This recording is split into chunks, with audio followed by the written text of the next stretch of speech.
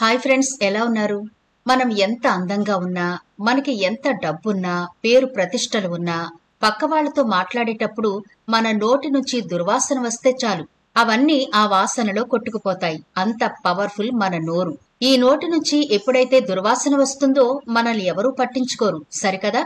మనల్ని చాలా చిన్న చూపు చూస్తారు. మన దగ్గర కూర్చోడానికి కూడా ఇష్టపడరు. అయితే కొంతమందికి వాళ్ళు ఎంత శుభ్రంగా ఉన్నా నోటి నుంచి దుర్వాసన వస్తూ ఉంటుంది.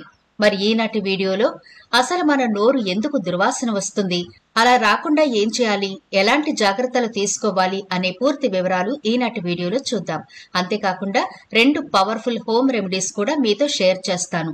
మన వంటింట్లో దొరికే ఈజీ ఇంగ్రీడియంట్స్ తోనే ఈ హోమ్ రెమెడీ ప్రిపేర్ చేసుకోవచ్చు. కాబట్టి ఎలాంటి ఇబ్బంది లేకుండా సొసైటీలో గౌరవంగా అందరి ముందు హుందాగా ఉండాలి అంటే మన నోటిని చాలా ఆరోగ్యంగా ఉంచుకోవడం ఎంతైనా అవసరం. కాబట్టి వీడియో స్కిప్ చేయకుండా చివరి వరకు చూడండి. అలాగే మన ఛానల్ ని ఎవరైనా ఫస్ట్ టైం చూస్తుంటే సబ్స్క్రైబ్ చేసుకోవడం మర్చిపోవద్దు. పక్కనే గంట సింబల్ కనిపిస్తోంది కదా, దాన్ని ప్రెస్ చేసి ఆల్ నోటిఫికేషన్ ఆన్ చేసుకుంటే మేము ఎప్పుడు వీడియో అప్లోడ్ చేసినా నోటిఫికేషన్ ద్వారా ముందుగా మీ ఫోన్ లోకే వస్తుంది, మీరు చూడొచ్చు. అంతేకాదు ఫ్రెండ్స్, మాదొక చిన్న రిక్వెస్ట్, ఈ వీడియో నచ్చితే లైక్ చేయడం మర్చిపోవద్దు. మీ లైక్ మాకెంతో మోటివేషన్ ఇస్తుంది ఇలాంటి మరిన్ని వీడియోలు చేయడానికి. అంతేకాకుండా మీ లైక్ వల్ల ఈ వీడియో మరికొందరికి రీచ్ అవుతుంది కూడా. కాబట్టి మర్చిపోకుండా లైక్ చేయండి ఫ్రెండ్స్. ఇక టాపిక్ లోకి అయితే వెళదాం. మన శరీరంలోని అన్ని భాగాలు ఎంత ముఖ్యమో ప్రతిరోజు బ్రష్ చేసుకోవడం కూడా అంతే ముఖ్యం. నోటిని సరిగ్గా శుభ్రం చేసుకోకపోతే సమస్యలు వస్తాయి. దంతాలను శుభ్రం చేసుకోవడం, నోటిని శుభ్రం చేసుకోవడం వల్ల ఆరోగ్యంగా ఉండొచ్చు, లేకపోతే ఇబ్బందులు పడాల్సి వస్తుంది.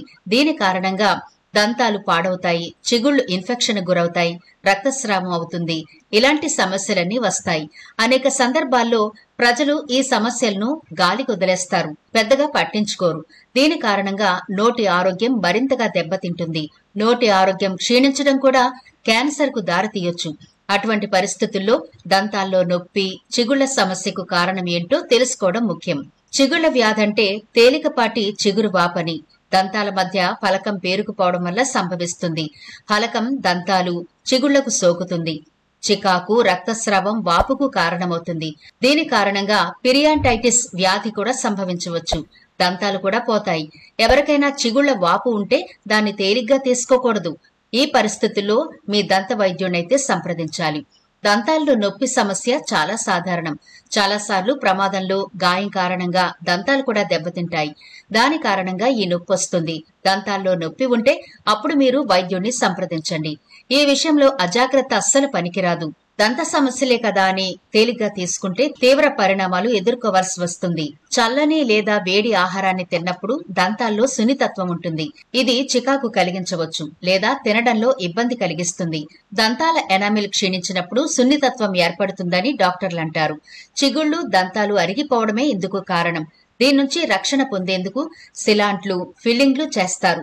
సున్నితత్వ సమస్య అలా వస్తూనే ఉంటుంది, కానీ దానికి చికిత్స చేయకపోతే అది శాశ్వతంగా ఉంటుంది. రోజుకు 2 సార్లు బ్రష్ చేయడం అవసరం.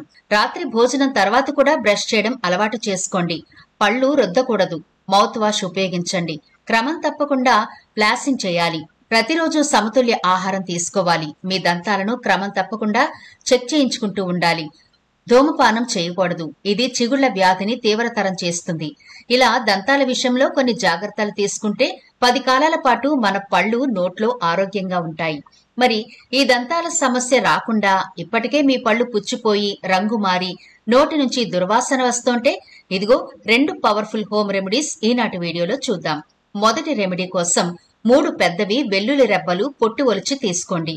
వెల్లుల్లిని పంటి నొప్పి మరియు దంత ఆరోగ్యానికి ఉపయోగించవచ్చు. ఇందులో యాంటీ బ్యాక్టీరియల్ మరియు యాంటీ ఆక్సిడెంట్ లక్షణాలు ఉన్నాయి. ఇవి పంటి నొప్పిని తగ్గించడంలో హెల్ప్ చేస్తాయి. వెల్లుల్లిలో ఉండే అల్లిసిన్ అనే పదార్థం బ్యాక్టీరియాను చంపి పంటి నొప్పిని తగ్గిస్తుంది. పంటి నొప్పి ఉన్న చోట వెల్లుల్లిని అప్లై చేయొచ్చు లేదా వెల్లుల్లి నూనెను కూడా వాడొచ్చు. వెల్లుల్లిలో ఉండే యాంటీ బ్యాక్టీరియల్ లక్షణాలు ప్లాక్ మరియు మరకలను తొలగించడంలో సహాయపడతాయి. ఇలా పొట్టు ఒలిచేసిన వెల్లుల్లిని కిచెన్ రోల్లో వేసి మెత్తని పేస్ట్ లాగా దంచుకోండి.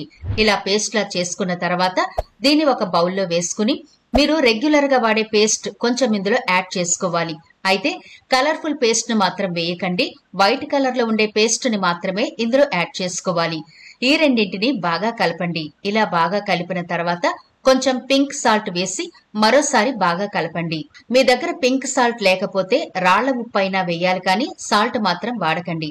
అంటే ఇంట్లో మనం వాడే సాల్ట్ ని వాడకండి, రాళ్ల ఉప్పు గాని లేదా పింక్ సాల్ట్ గాని వేసి బాగా కలపండి. ఆ తర్వాత మనం వేయాల్సింది 4-5 చుక్కల వరకు నిమ్మరసం. ఇది కూడా వేసి మూడింటిని ఒకసారి బాగా కలపండి.